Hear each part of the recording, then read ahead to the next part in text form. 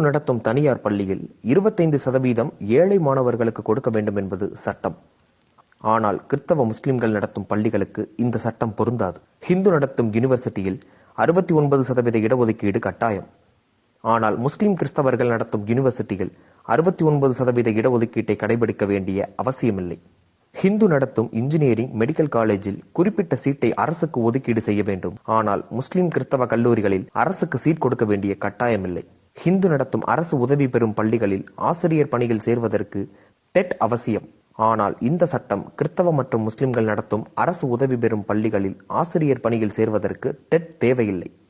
ஹிந்து நடத்தும் அரசு உதவி பெறும் பள்ளிகளில் மகாபாரதம், ராமாயணம் நடத்த முடியாது. அப்படி நடத்தினால் நடுநிலையாளர்கள் பொங்கி எழுவார்கள். ஆனால் கிறிஸ்தவ மற்றும் முஸ்லிம்கள் நடத்தும் பல அரசு உதவி பெறும் பள்ளிகளில் பைபிளும் குரானும் படிக்கப்படும். ஹிந்து கோவில் உண்டியல் பணம் அரசுக்கு சொந்தம். ஆனால் முஸ்லிம் கிறிஸ்தவ கோவில் பணம் அவரவருக்கு சொந்தம். இந்த செய்தி எத்தனை பேருக்கு தெரியும்? இது பெரும்பான்மை இந்துக்களுக்கு இழைக்கப்படும் அநீதி என்று நீங்கள் கருதினால் அனைத்து இந்துக்களுக்கும் இந்த செய்தியை பகிருங்கள். நடுநிலை பேசும் இந்துக்களை விழித்துக் கொள்ளுங்கள்.